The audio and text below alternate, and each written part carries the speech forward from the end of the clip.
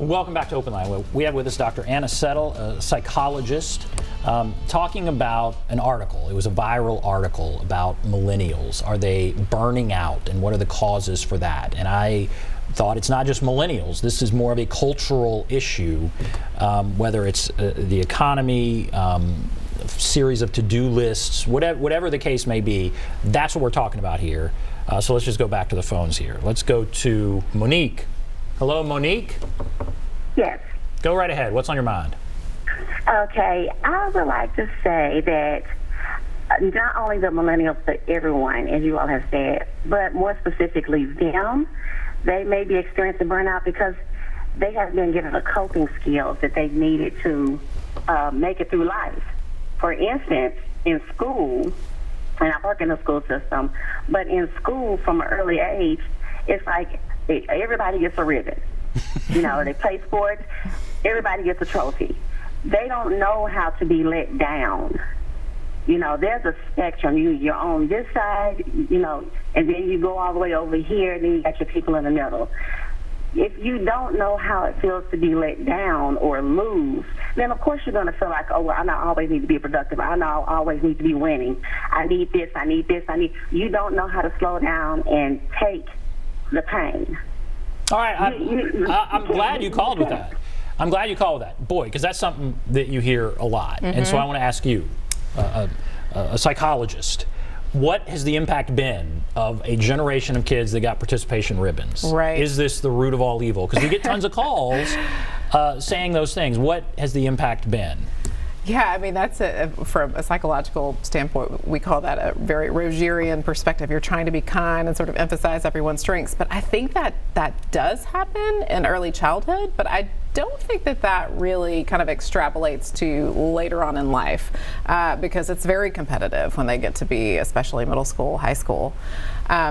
But I hear what she's saying. You know, it's sort of like if you participate, that's enough. Whereas back in the day, if you weren't good, you didn't get picked. You know, so are we creating this situation where people don't know how to fail? Possibly. But I also think that they have some of the same challenges that other generations have. I mean, they are or they aren't going to get the job. You know, they are going to fail at some point. So I hear what she's saying, though. And so I'm actually interested in that. I mean, there are places now that make a point of saying, no, we are not going to give a participation ribbon. And then there's some places that say, yes, every child. So what do you think is better? Does it matter? Is there a better here? Yeah, I mean, I think developmentally, it just depends on which age group you're talking about. I think young children, we need to really bolster their self-esteem and, you know, provide them with a lot of reinforcement. But if you're talking about somebody who's in high school, I don't think everybody needs to be treated equally. You know, you need to figure out what your strength is. If you're terrible at baseball, then you probably don't need to be told you're great, because that's ultimately not going to bode well for you. You're going to want to pick another sport. So I mean, I think it depends on developmentally where you are. And you don't see it as the root cause of all the problems for a generation, right? Or is it? What is worse, the kid who doesn't get picked and is all upset about that, or the kid who gets a ribbon and thinks he's great? So I think it goes back to boundaries too. So we're talking about, you know, telling children, oh, you're great, or that was awesome, even maybe it wasn't. So we're creating a dialogue where we're not being fully authentic. So maybe that in some way sort of generalizes to other conversations where we're like, you can do anything you want to do. Well, no, there are some stipulations there, and there are going to be some limits to what you can do. But we have told children and adolescents that have now grown into millennials, you know, the world is your oyster. You can do whatever you want, and created this sort of false idea that it doesn't. You might not have to try as hard. You can automatically have things at your fingertips. And then the other side of that is, once they get older and they're not doing everything they put their mind to or everything they want, then they feel like they failed. A failure. They feel like, wow, mom and dad must be really upset. Right. So unrealistic expectations, for sure. You know, because I'm not killing it. Yeah. So yeah. All right, let's go to Bobby. Hello, Bobby. Yeah, sir. How you guys? Great. I wanted to call. This is my issue with millennials. I think and first of all, I don't put everybody in a broad stroke, because that's the worst thing you can ever do. There are some good kids out there, but what I'm noticing, none of them have any common courtesy, like manners. You know, I go out to like Whole Foods or Trader Joe's, and sometimes you have millennials there at the cash register. They don't say thank you anymore. I guess thank you is an old-fashioned term you know, that used to be back in the good old days. But now when you buy, it doesn't matter if it's soda or $200-something worth of groceries. What they tell you is later, take it easy. Well, that's all nice and cool, you know, but I would still like a traditional thank you. These millennials don't know how to handle stress. I used to be bullied, but I never had an idea of that. I'm going to go to my school and act a fool.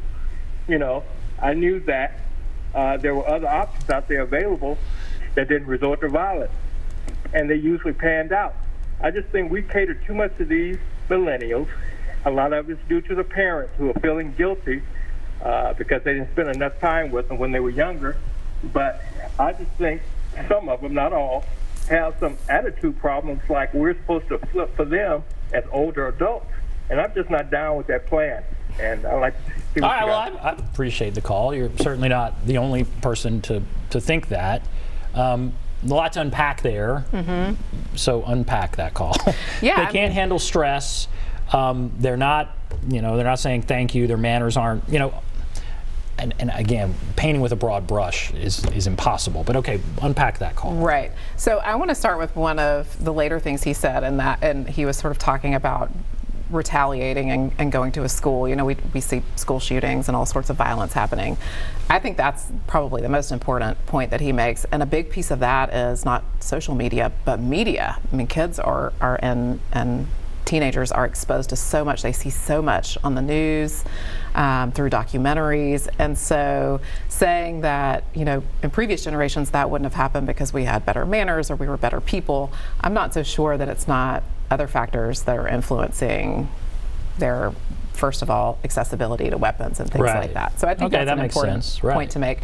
The other piece about the manners, again, and he started out with a caveat, I don't want to overgeneralize. That has not been my experience. I do think sometimes there's more of this ease in the way that they communicate. It is less formal, but I'm not sure I agree with the disrespectful piece. I do agree with the social anxiety piece and the not having as much interaction with other people. And so perhaps someone else might say thank you or engage you in conversation. You might see somebody of a younger generation staring at a cell phone, not because they're being disrespectful, but because they're feeling anxious in that moment. And that's what they've done. Right. That's just their way of interacting. Right. And is there anything to the generalization that he can't handle stress? Do we have a generation that was better at it than now, or maybe one going forward? Can we make any sort of generalization about stress like that? Yeah, I don't think so. I don't know that they're not able to manage stress. I think that maybe just the culture has shifted, and so the dialogue is open, whereas in previous years, somebody who was experiencing stress, you know, you just go to work anyways, you know, or same thing with other issues though, with sexual harassment, with other things that have happened, people didn't talk about it. You just did what you had to do. And now we've opened the dialogue, and so people are talking more about the things that are bothering them or when they feel like they've been victimized. So I don't know that they're not able to handle it. I certainly think that they feel more apt to talk about it.